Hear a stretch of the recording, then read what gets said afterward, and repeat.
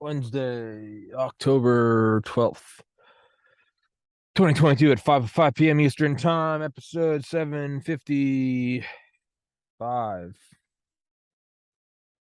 Is that how many home runs Hank Aaron hit? I think so. I don't give a shit.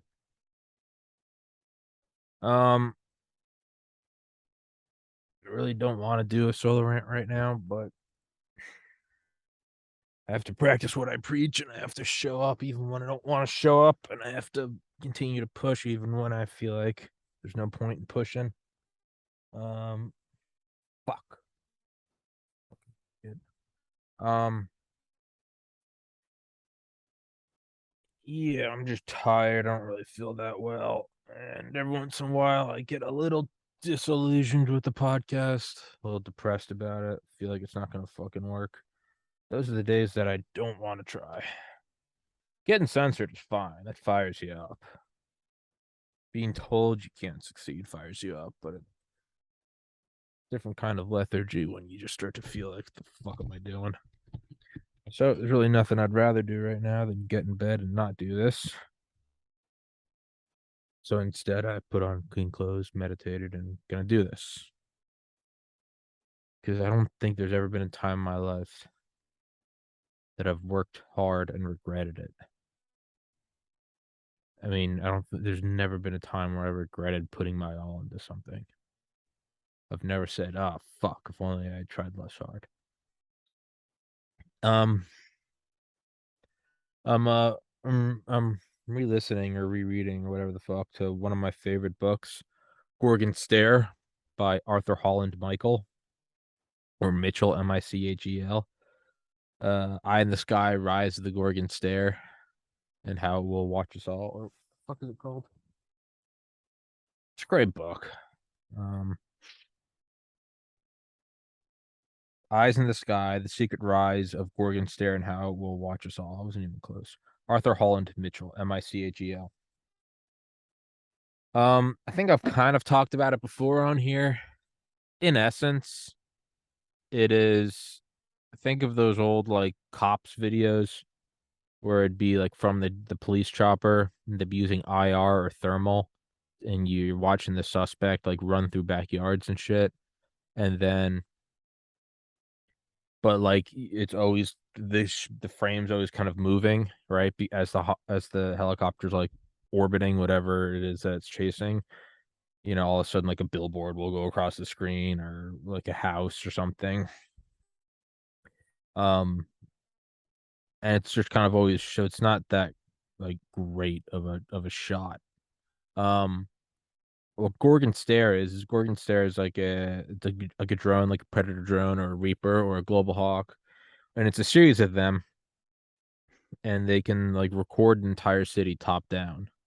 And the videos are stitched together by like a supercomputer. I think at one point they said it was in the top 500, so the top 500 most powerful in the world. And this is what they were putting on drones, not even on the ground.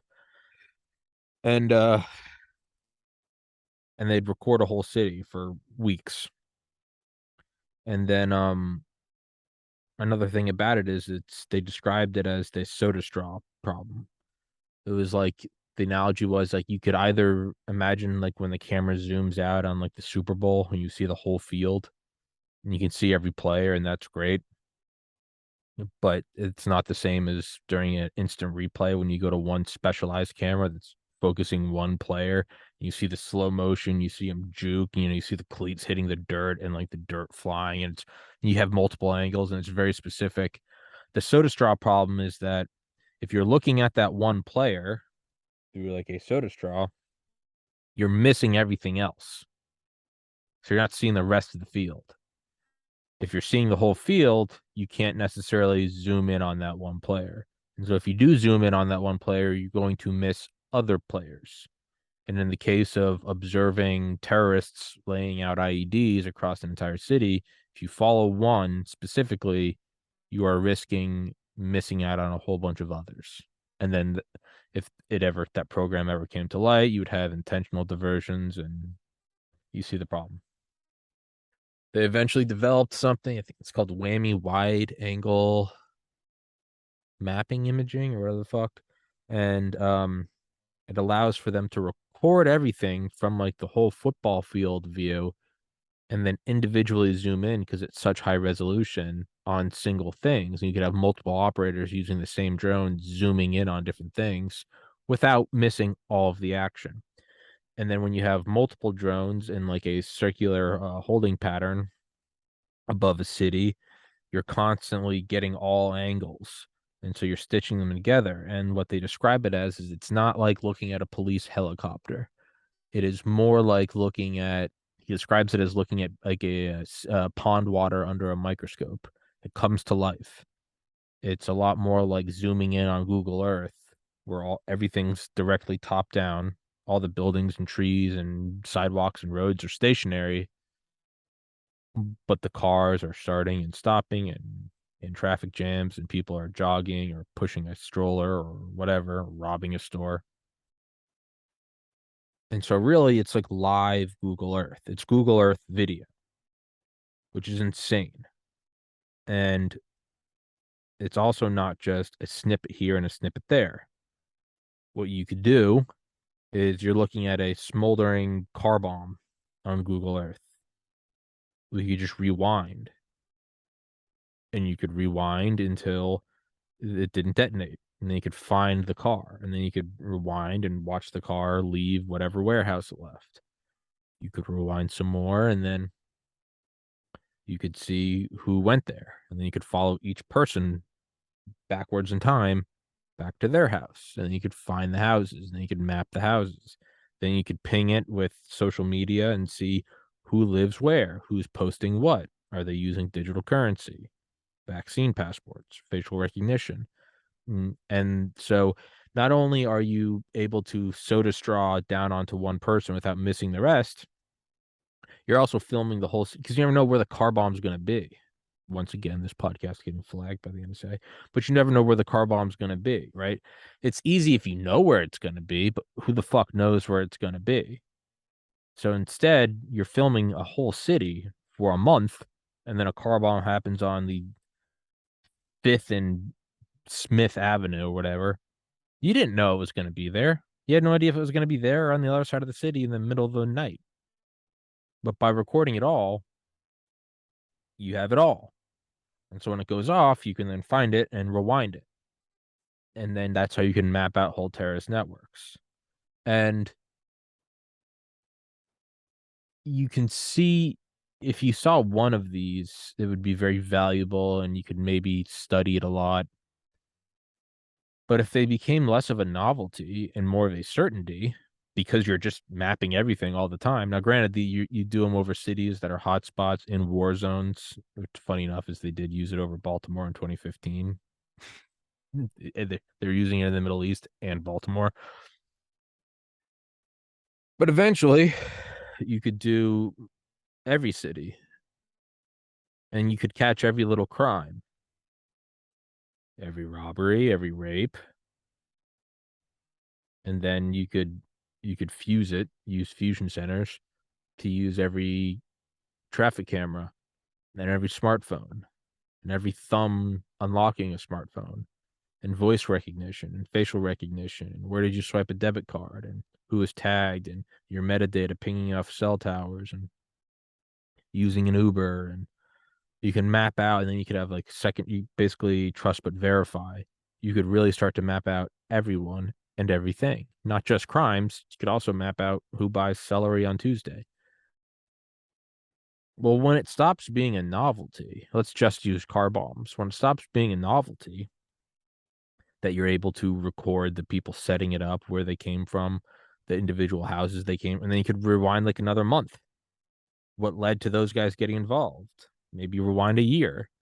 Did each of the guys that eventually took part in the bombing, were they all laid off 6 months ago? So you could start to map out what happens, what leads to a suicide car bombing. All right. Well, now after one of them, 10 of them, 1,000, 10,000 of them, you start to get a pretty decent sized pool of data from which you can extrapolate patterns. And again, for instance, this would just be car bombs. You could probably get pretty close predictive. You'd have to keep it secret because once they knew that you were watching, then, it'd kind of be like the observer effect with photons. You would you would start to actually manipulate how they acted. But if you're able to keep it secret, which I don't think they would have a problem with, you could probably get pretty good at mapping these things out, when they were going to happen, where they were going to happen, how they were going to happen. And not even with analysts, just have computers just look at the patterns. They would just, patterns would start to arise out of the chaos, and you'd be able to predict these things. Well, then, fuck it. Let's not just do car bombs. Let's do guys setting up mortar tubes. Let's do snipers. Let's do kidnappings. Let's do drug drops. Let's do people that buy celery on Tuesday. Let's do people that vote the way I don't like, or people that post wrong think. And you could start to map out all this stuff. And of course, you would need more and more cameras to map this. And eventually, you would move from Predator drones or Reapers or Global Hawks to satellites like Starlink, where you'd have thousands of them. And as the cameras grow with Moore's law, and as the pixel count increases and the resolution increases and the stitching ability increases, you'd be able to cover more and more of the world until it wasn't just hotbeds of activity, and it wasn't even just cities, and it wasn't even just rural areas. It was every square inch of the planet. A sufficiently, what word am I looking for? Uh, willful. That's not the right word. Inspired, desiring. A government that really fucking wanted to see everything could do that. And I don't think there's any shortage of those people in the world. You could map out the entire world. Then you could watch it in thermal, IR, UV, radio, X-ray, gamma. You could essentially never miss someone. You could track them via their phone, via their own thermal signature. Because that's one thing they talk about in the book, is tracking cars via their thermal signature. How not even just of a car type, like I have a Civic, but of all Civics, how does this particular one have different heat spots on it? Just from wear and tear. Is the engine lopsided or not functioning properly? You'd have different thermal patches. Well, as the resolution increases, then you could add that to individual people. You could probably, there's already gait, right? GAIT, gait recognition. So if you have your face covered, they can see how you walk, and then the way to offset that's to put like gravel in your shoe or something. But they'll find a way around that. Then it will be thermal patches on your body, and then as the cameras increase with the resolution and power, you'd be able to look at BMI, and then use different wavelengths and different high energy frequencies. You'd probably be able to look at heartbeats. I mean, in the Vietnam War, we were dropping sensors all over the Ho Chi Minh Trail, McNamara's thing with the whiz kids, to detect ammonia from people breathing and urinating in the 70s. So why wouldn't that be something? And I'm sure, and they say that like our breath has like a fingerprint too. Like we're all exhaling different concentrations of chemicals and gases based on our physiology, our diet, our medications, our stress levels, or whatever the fuck. You could get a pretty inescapable fingerprint based on your heartbeat, your BMI, your gait, your facial recognition, the camera you're using, the pinging, your patterns, the metadata, your job, your car, your debit card, your credit card, social media postings, using Uber, detecting everything about you. And then do that enough from a series of a spherical shell of satellites in low Earth orbit or geosynchronous, whatever you want, pick your poison. You could map every person on the planet. And then after a year of it, or 2 years of it, or 10 years of it, you'd have a lot of data on every person. You could probably start to make some predictive powers, or some you have predictive powers and make some pretty accurate predictions. So would start with like they'd sell that metadata to like Walmart. Like there's a good chance Tommy's gonna come buy frozen chicken this Sunday. Right. And then I imagine you'd use like health insurance. It would obviously be used in intelligence agencies, and then stock market manipulation. But it would keep going till eventually a sufficiently advanced AI or series of AIs or computer banks or whatever be able to observe it all and I know it's itchy. Would be able to crunch all of the numbers. And then you could probably start predicting, I don't know. I would imagine there'd be like a fall off in accuracy as time went on. And it'd probably be an exponential drop, right? Because the variables would increase, be like splitting timelines that split again and then again and again and again and again. But you'd start to be able to map what was going to happen. And then, well, then you can map that and make those predictions and then actually observe with your perfect observation and record keeping skills of this global Gorgon stare. And then you'd be able to compare your predictions to what actually happened and fine hone and see where you went wrong and margins of error and deviations. And I think it'd almost be like an optometrist, like slowly focusing the eyeglasses to get the right vision. And then once you mastered that, you would then dial that up, right? When you fund several small businesses, and then the one that starts making a lot of profit, you quadruple down on that one and let the others die in the vine. You'd start to beef up that processing power and fine hone it. And it would probably be able to recommend what it needed. I need more microphones in San Francisco, or I need more thermal imaging in Bangladesh, or whatever. And who knows what other imaging technologies we haven't even discovered yet. You could do that. And I would imagine it'd almost be like Minority Report. You'd probably have a pretty good capability at mapping out how all of human society interacts. And then you have a crystal ball.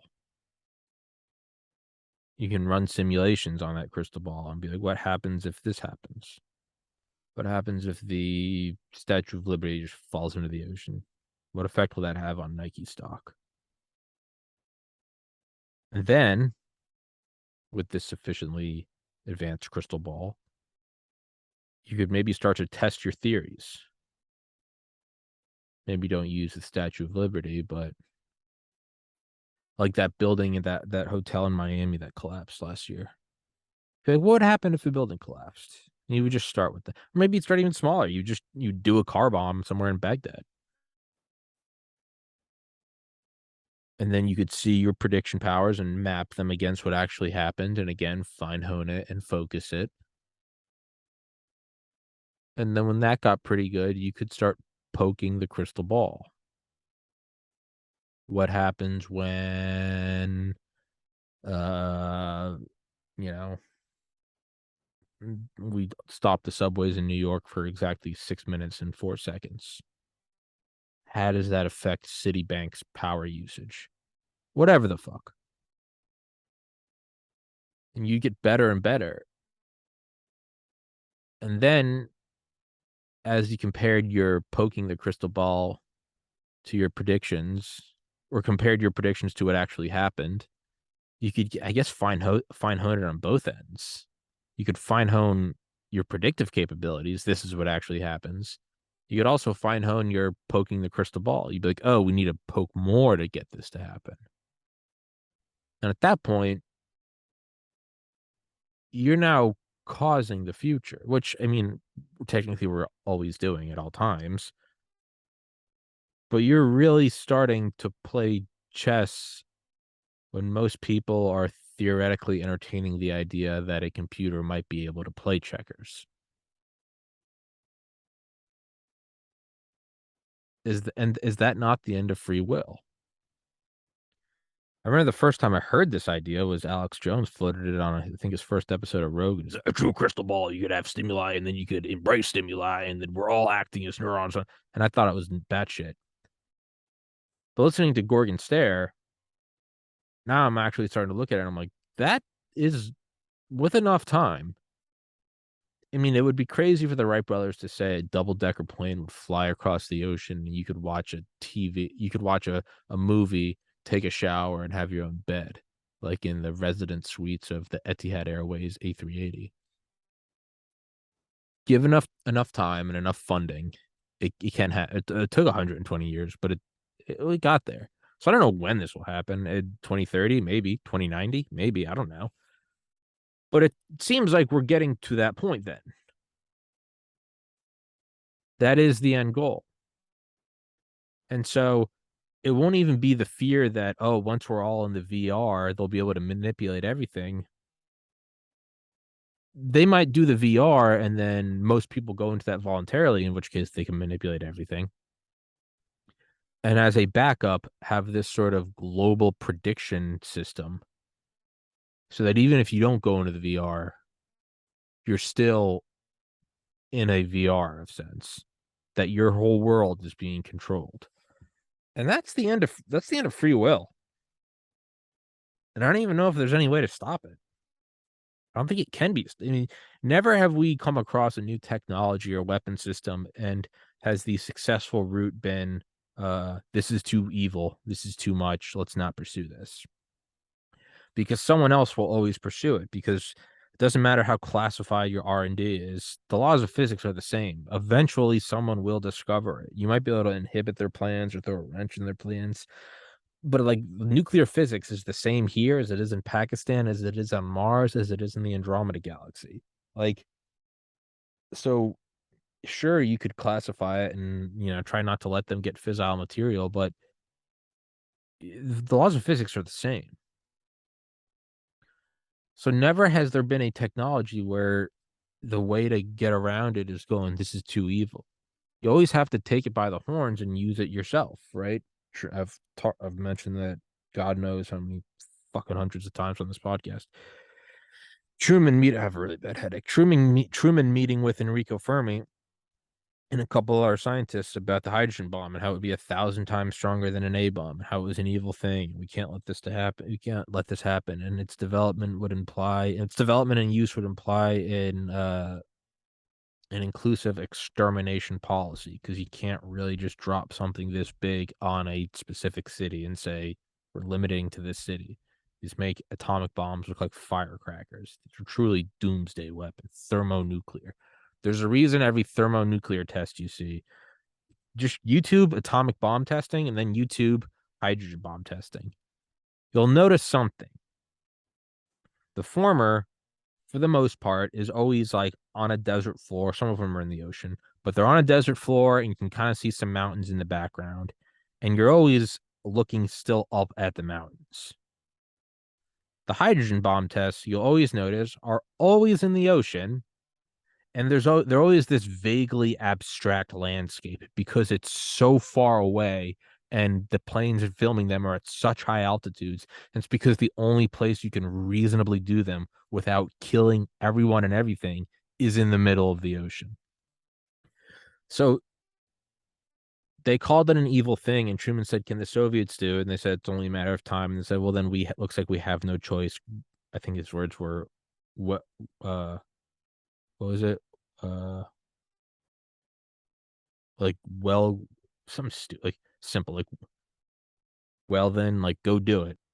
Whatever it was. I don't even, why am I focusing on that one quote? It's not that, basically said, we have no choice, do it.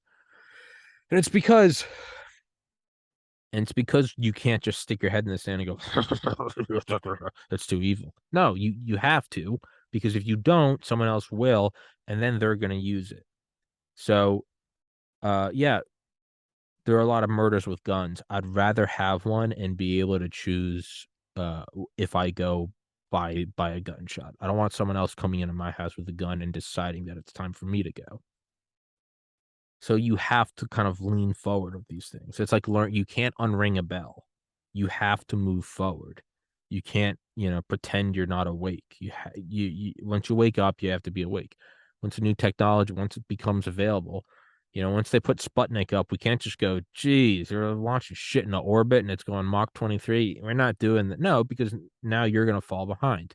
So you have to get involved. You have to not only get involved, but you have to lead it and dominate it.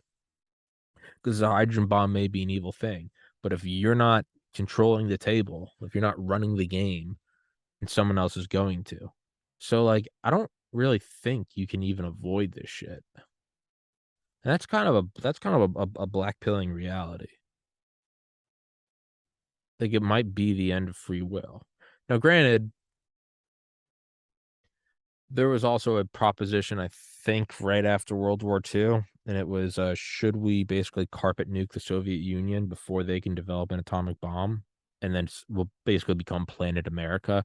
Should we bomb every nation in submission, including their R&D facilities, so that only we? And you do have that window where you can become godlike. I think I talked about it on episode 29. I think it was the first solo rant. Um, and then I want, maybe I'm making this up, probably, but who gives a shit? In World War One, it was the idea of like whoever masters air power first with impunity, you could just bomb other countries, specifically their flight tunnels or their wind tunnels and their airports, so that they'll never, no pun intended, get off the ground. Like, but that's never happened. Like, for whatever reason, we don't do it. Not we as in America, I mean, like, we as in humanity. For whatever reason, we just don't do it. I don't know if it's not having the balls to do it or if it's having the heart to not do it. Depends on how you want to look at it. But whenever it seems like it's the end of free will or that's a global coup, it never actually happens that way.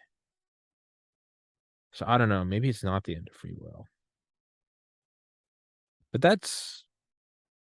I mean, that's not, this isn't theoretical.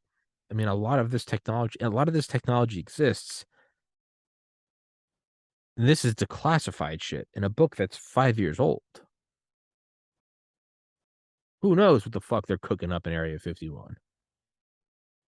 Who knows what they're making out there in McLean, Virginia, or Sandia? Like, why wouldn't they?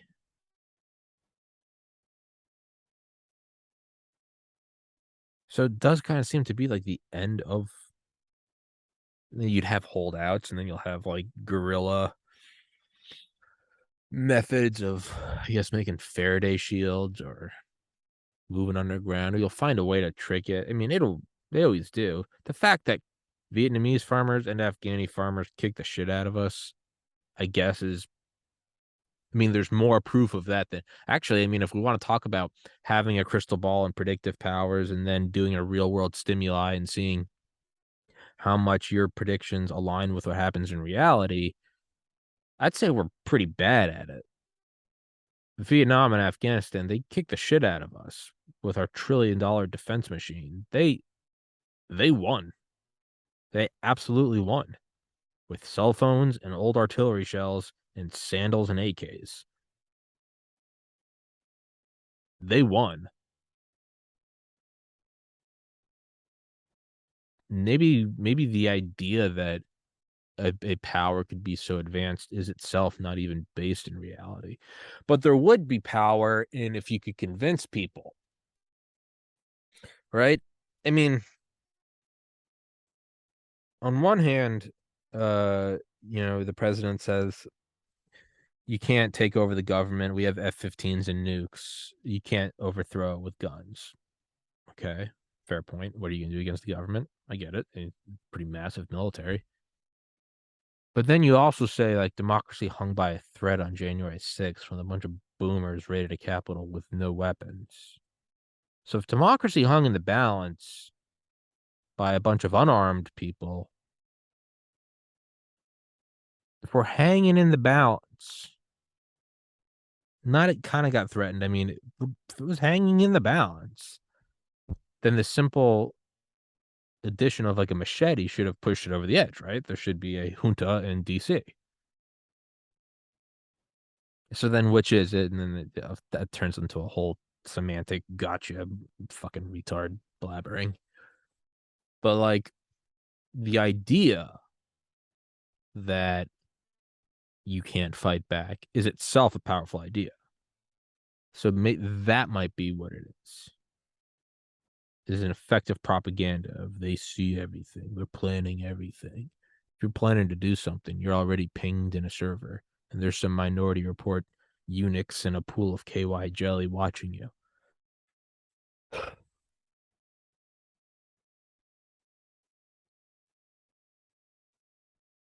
It's like Snowden. Like sometimes I think like I wonder if like that leak was intentional by the NSA. It reminds me of that South Park episode when Cartman's like, "Cad did 9/11. The Jews did it," and there it goes all the way up to like Bush and Cheney, and then Bush is like, "We did it, and I have all the evidence here in this Manila folder," and he like walks away, and then like, oops, drops it, and like waits for you to pick it up. And eventually they're like, "Why are you doing this?" And it's like, because we didn't do 9/11. But if people think we did, then they think we are beyond powerful and they won't know the truth of like, we're barely in charge. So, I mean, you know, let's say Snowden, there was a limited hangout. That would be effective, right? To release stellar wins and X key score. Like, that would be an effective propaganda win to make people think somebody got away with it. Because in that sense, you're achieving much more than you actually could with X amount of dollars. Right?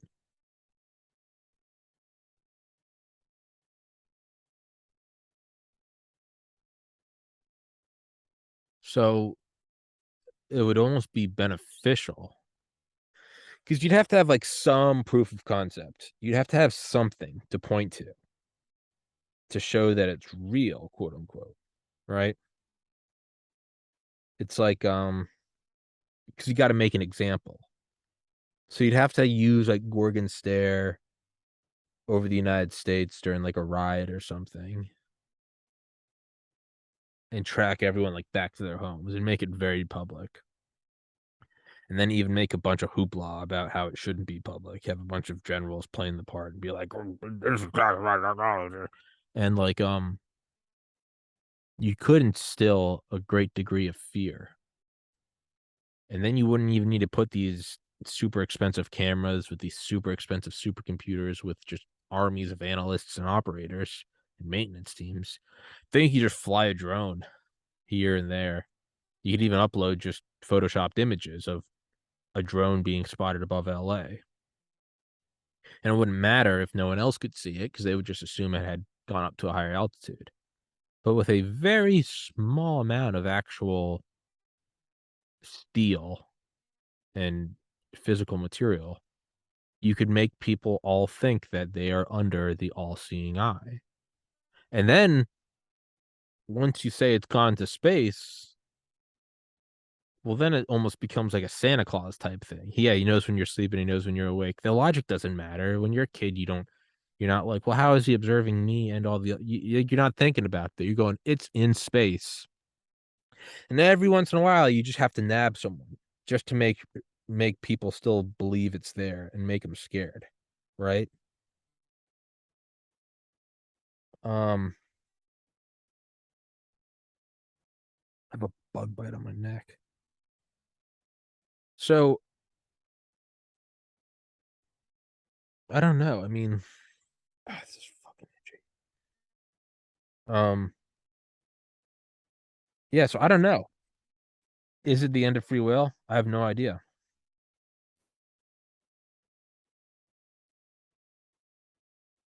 I think whatever would come after that, it never actually turns out to look like that though.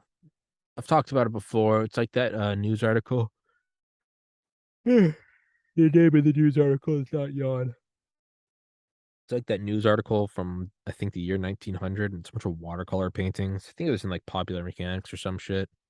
And it was like predictions for the year 2000, and it was It's firefighters with these weird steampunk wings, and they're like, in the future, you'll be able to fly up 20 stories and be able to put out the highest of fires. Like, we don't have that, but we do have trucks with ladders, and we do have helicopters, and we also have like airborne, like fire suppressant. So the idea was true, fighting fires from the sky with airborne technology. Now it's not a bunch of Jules Verne's motherfucker and like bat wings, but it still came true. Another one was like all these kids in a classroom with like metal hats on with a wire, and all the wires come to one central. It looks like a giant like mulcher, like a wood chipper, and the teacher's just dumping books into there, and it's like that you'll download the information. Okay, a centralized thing for everyone to be able to access all the information instead of 30 kids each reading an individual book and have 30 kids reading 30 different books. You could put the 30 different books in that centralized mulcher and then have all 30 kids be able to access all 30 books. So instead of one kid reading a book on apples, another kid reading a book on bananas, and another kid reading a book on dogs, every kid would be able to read a book on apples, a book on bananas, and a book on dogs. That's the internet. That's Wikipedia. That's, all the like centralized subscription databases you use in high school and college. I don't remember what they were called. Um, the online encyclopedia. Like, that was accurate. There's another one where it's like people using what looks like an iPhone to talk with each other and talk to each other face to face. But there's like a tube that goes between the phones, and using like a system of mirrors, it was able to like compress and then re-expand an image of one another. You could talk to each other, but it's FaceTime. So it's not true in the fact that it's not this like retarded World's Fair technology made of like oil and copper gears, but the idea itself does manifest itself in a different way.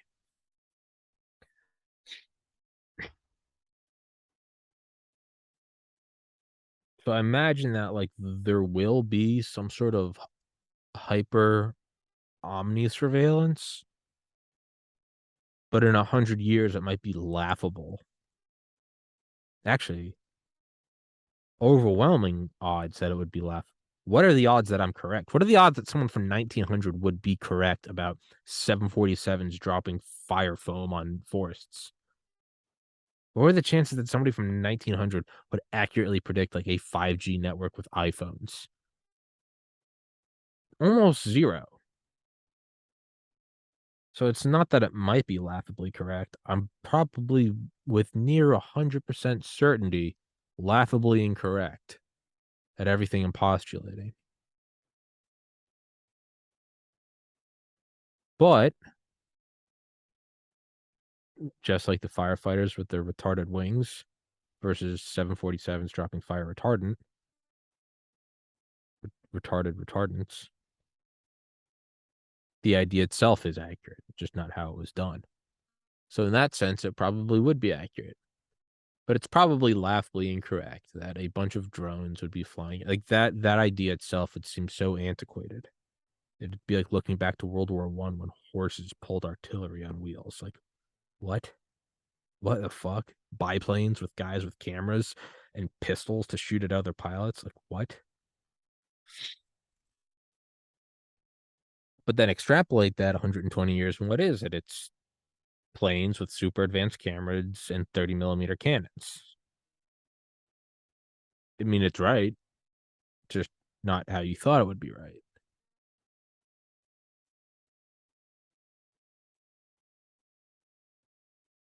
So there probably will be some sort of inescapable, what word am I looking for? Digital panopticon. Well, we're already kind of at the digital panopticon. I guess the physical panopticon of always being watched from the fingerprint of your breath to your brain waves to your whatever. But it probably won't be a bunch of predator because there will be a day when predator drones are as antiquated as like the old Ironsides battleship from like the Civil War. Old Ironsides, like, it's a floating scrap heap. but the ideal will persist.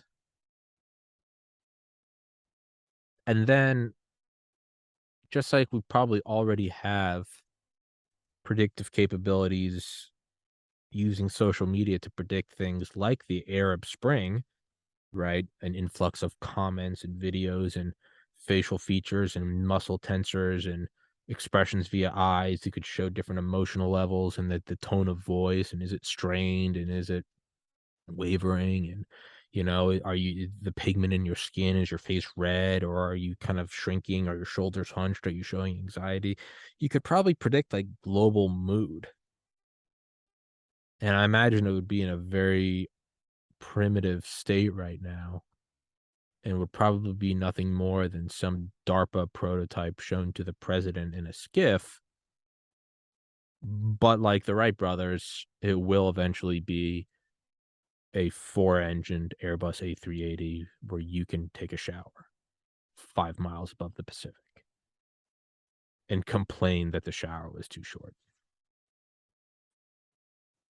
So they probably already have something that's predicting based on, first it would just be text, because that's always the simplest. Then it would be right, like trending tweets. Then you would go to pictures and try to examine, and then but you'd have to have a baseline from those pictures, which I guess you could do if everyone's always uploading selfies. Be like, this is like the average selfie of Tommy versus here we see a deviation from the norm. It looks very angry. And then you could ping that with metadata to see where they are, and are people actually moving? You'd have different levels of anger. Are they angry enough to just say a tweet and to text a friend and say, this is bullshit? Or are they angry enough that this guy's now putting some ammonium nitrate in a truck, a la Timothy McVeigh? So you'd have like different tiers of DEFCON in which the computer could say increased threat level for Minneapolis.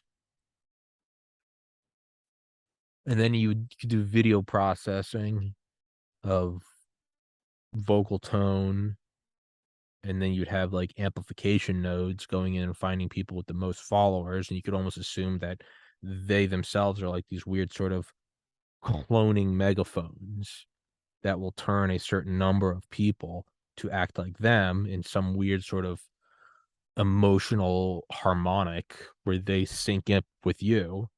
Where one guy gets angry and starts calling for everyone to do this, and I guess that would be the incitation of violence.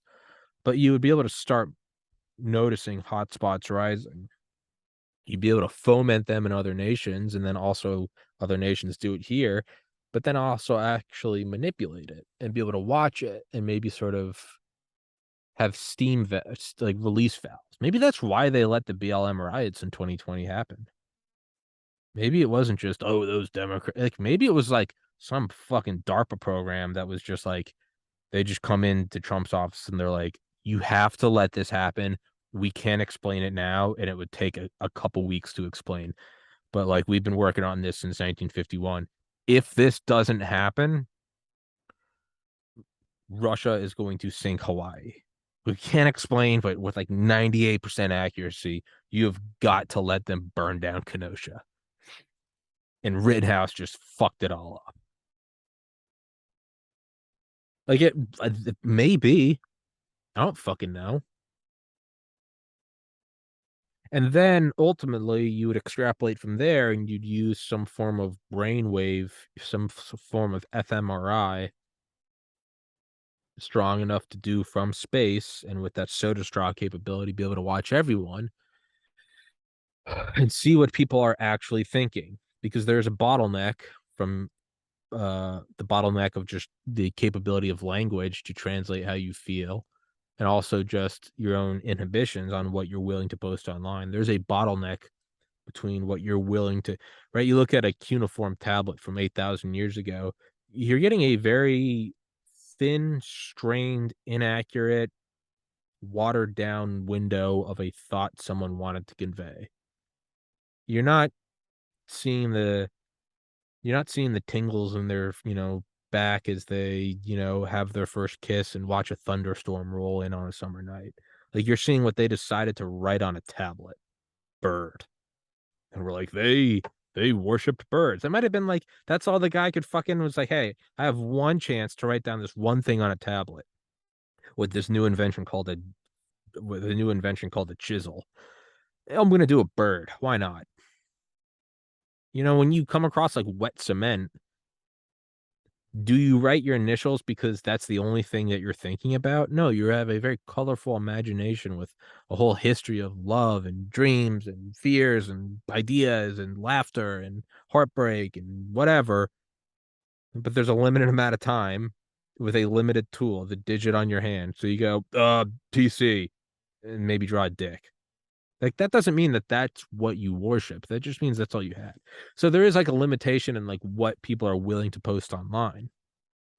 You'd want to get that which is not what you think is your own, what you do in what you think is private quarters of your own head. Even now, a podcast like this, where I'm very open, but there are still things, whether conscious or unconscious, that I don't put out because of the fact, the observer effect, the fact that I know I'm doing it, or from the very fact of like, maybe I shouldn't post that. You'd want to start to get the raw data of people's minds. And then I wonder if it'd almost be like watching the weather on like a national like Doppler radar thingy, where it's like the East Coast is like purple, and then you zoom in on that, and it's like, oh, it's not actually the whole East Coast. It's all of New England. And then you zoom in more, and you're like, oh, it's not even New England; it's southern Maine.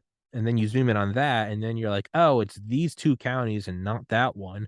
And then you get like that distribution of like snow where it's like 0 to 1 inches and like 16 to 20 inches. And that's always like black. I always fucking loved looking at those when I was little. I was always angry because we never got the most snow. Maybe that's why I'm moving up to New England. I'm so excited for a snowstorm up there. Point is this. So I wonder if you could almost start to get like meta fMRIs of entire nations and towns. I wonder if like it interacts in a certain way to where they bleed together, and you could actually get, man, you could actually study like group think and see like what is the mind of a riot and see where that goes. And then you could poke and prod it and dissect it in different ways, either physically break it apart with riot police or like cement barriers or tear gas. And then the future of tear gas might be like something that calms you down. It might be like an aerosolized Valium. And then why even do that? Because if they see you shooting tear gas at you, and eventually it will become, people figure out that there is a psychoactive in it, you'd want to do it in the air. Now you're going down a whole chemtrails rabbit hole. It is the end of free will. And then you have to start to wonder, like, well, what is going on now? What things am I not seeing now that might not be declassified for 100 years? Is there some manipulation going on from the you could induce anger with your, the touchscreen on your phone not working or your car not starting, or it can make you happy. You could, artificially manipulate your stock portfolio so you made a couple extra bucks today or got some more likes on your Facebook post. Is there an AI out there right now that for whatever reason is manipulating shit?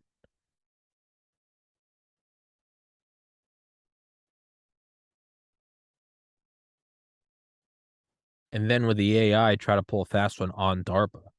Would it be like, would it be telling you, would it be like showing you a riot swelling across the nation, like a deep groundswell of anger, and be like, we've been watching this for 10 weeks, like something's happening. And then it would tell you, like, hey, you got to do these things to release some of the pressure to quell it.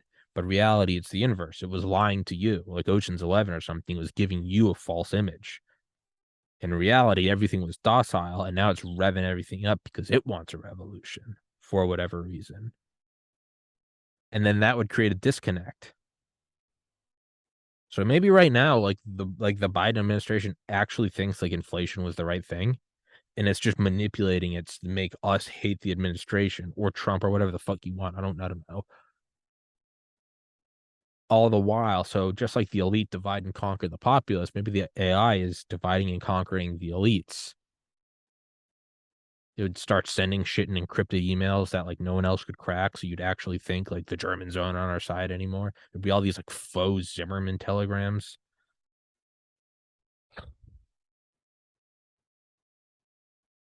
I don't think we can stop whatever it is that's coming. And there's a beauty in that. There is a liberation in that. In the same sense that you can't stop the asteroid. You can't stop the sun. Well, you could stop the asteroid. I don't know if you could stop the sun from exploding. I don't know if you could stop Andromeda Galaxy from colliding with us. And beyond that, like the big rip or the big freeze theory of like universal timeline or proton decay or Hawking radiation. There are some things that you just can't stop. And it's not necessarily depressing. It can be liberating. Like, I'm going to go live today.